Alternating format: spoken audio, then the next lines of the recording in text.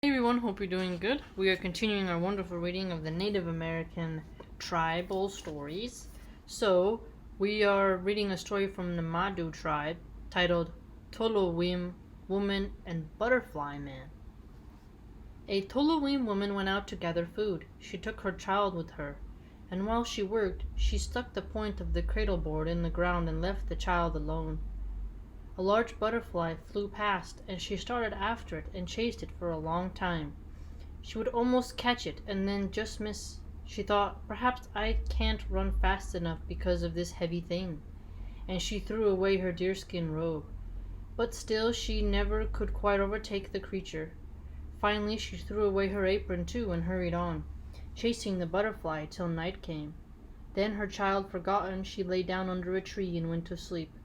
When she awoke in the morning she found a man lying beside her. He said, "You have followed me this far. Perhaps you will like to follow me always.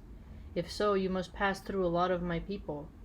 Without thinking of her child at all, the woman rose and followed the butterfly man. By and by they came to a large valley, whose southern side was full of butterflies. When the two reached the edge of the valley, the man said, "No one has ever before come through this valley alive, but you'll be safe if you don't lose sight of me. Follow closely." They traveled for a long time. "Keep tight hold of me, don't let go," the butterfly man said again and again.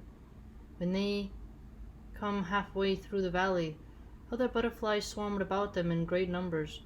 They flew every way, all around the couple's heads and in their faces, for they wanted to get the Tolowin woman for themselves. She watched them for a long time, holding tightly to her new husband, but at last, unable to resist, she let go of him and reached out to seize one of the others. She missed that one, and she tried to grab now one, now the other, but always failed. And so she wandered in the valley forever, dazed and lost.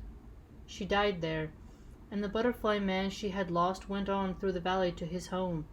And now when people speak of the olden times, they say that this woman lost her lover and tried to get others, but lost them and went crazy and died. Based on a tale reported by Roland Dixon in 1904. Well, she abandoned her kid and then went around chasing other men and died. That's quite depressing. Very depressing. Wow. It's quite interesting that, the butterfly is the male symbol, right? Because usually when you think of a butterfly, you can think of a gay man. Okay, this story is titled Apache Chief Punishes His Wife from the Tiwa Tribe. The Yellow House people were traveling. They stopped by a lake and to reach the deep water they put down a buffalo head to step on. The chief's wife, who was a good-looking woman, picked up her basket and went to fetch some water. When she came to the lake she looked at the head and said, "My father, what a handsome man you were. I would like to have seen you alive. What a pity you're being trampled in this mud." As she finished speaking, up sprang a big white buffalo. He said, "I'm the man you speak of. I am White Buffalo Chief. I want to take you with me. Sit on my head between my horns." She left her water basket right there and climbed up. The sun was going down and the chief's wife did not come home. "Something has happened," he said. "I should go and see." When he got to the lake he found the basket and looked around, saw his wife's track and the track of the buffalo leading to the east. He said, "The buffalo head has taken my wife." He went back to the camp and for many days made arrows. Oh, he wants to kill that dude, right? He's like, "Took my wife, I'm going to kill you." When he had enough, he set out to find his wife. Honestly, I'd probably make arrows too. As he walked, he nearly stepped on the house of Spider Old Woman. Oh, wait, what? She said, "Shaw, shaw, shaw, my grandchild, don't step on me. Grandchild, you are a Apache chief living happily. What are you doing around here?" "Grandmother, I'm looking for my wife. Buffalo Chief took her away. Can you help me?" "He is a powerful person, but I will give you medicine. Go now to Gopher Old Woman." Gopher Old Woman. He went along, and on the plain he came to Gopher's house. Said Gopher Old Woman, What are you doing around here? You are Apache Chief living happily. Why are you here? Yes, grandmother, I was living happily when my wife went to get water. Buffalo stole her. I'm going after her. I would like to ask you for help. Gopher Old Woman said, My grandson, your wife has a husband, a powerful man.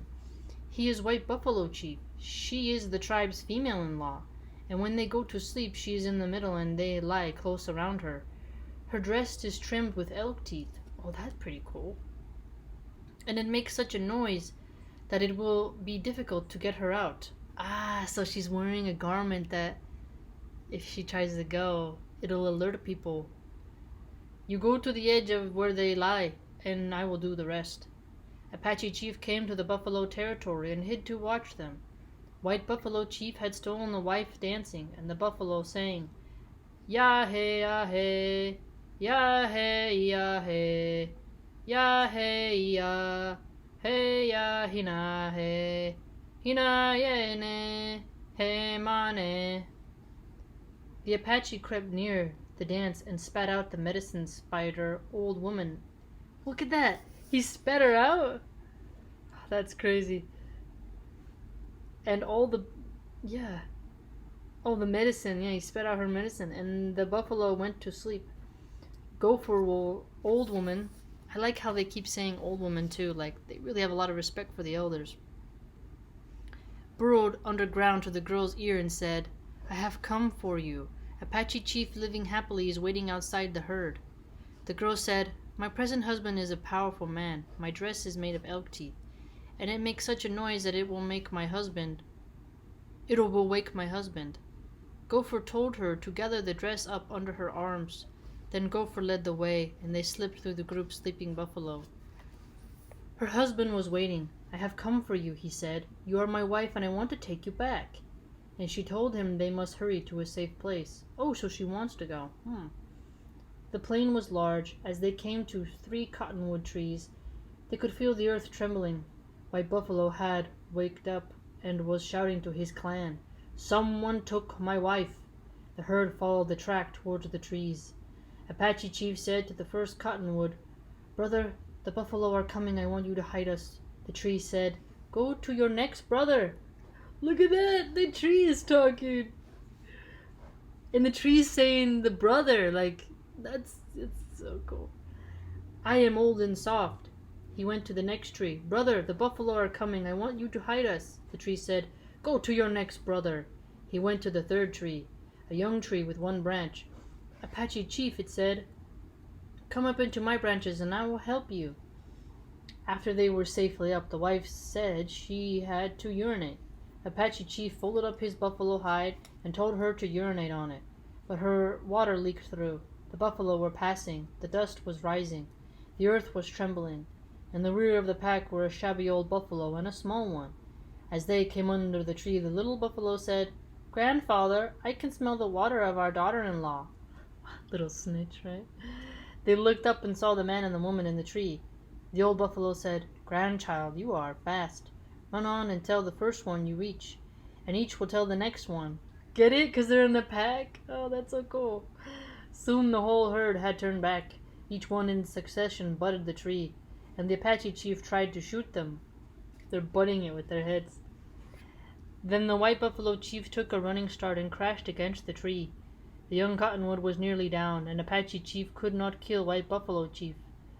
Crow was calling above them, Caw, caw, caw. Apache Chief said angrily to Crow, Why are you calling out when I am in such a bad way? Crows kind of do that, right? I came to tell you to shoot him in the anus. That's where his life is. So the Apache shot White Buffalo Chief in the anus and killed him. That's quite interesting because I saw a video where a hyena bit off the testicles of a water buffalo and it made the water buffalo come down. Instead of going for the neck or a harder part, it went to the testicles, so I believe it. He and his wife came from the tree and he started to butcher the buffalo beside a little fire. The tears ran down her cheek. Are you crying because I'm butchering White Buffalo? No, I'm crying from the smoke. Apache Chief kept on butchering. He looked at her again and said, "You are crying." "No, it's just the smoke." He stared at her. "You're crying! After all our trouble you still want this man? Now you die with him!" And he took his bow and arrow and shot her. Dang. He done shot her. Like, after all that, "I am Apache Chief, chief of a roaming tribe," he said. "I will wander over these plains watching the earth, and if any woman leaves her husband, what I have done to my wife may be done to her." Based on a tale recorded by Elsie Clews Parsons in 1940. Like other tales told in pueblos near Taos, New Mexico, this Tiwa story features Apache characters. Taos, because of its proximity to the plains area, had a close relation to the tribes of that region, and they have shared many elements in their culture, this story being one of them. The Yellow House people refer to people who settle toward the east near the sun. Wow, so if any woman leaves her husband, what I have done to my wife may be done to her. Well, well, well. I mean, you would get jealous. Yeah, I can see that. She probably liked him, one was more powerful than the other. She should have never left, right? Think about it. If she wanted to stay, she should have stayed, right? But we have to wonder, did she get some type of Stockholm syndrome because of her elk dress? It's quite an interesting thing to think about. Who do you side with? What do you think?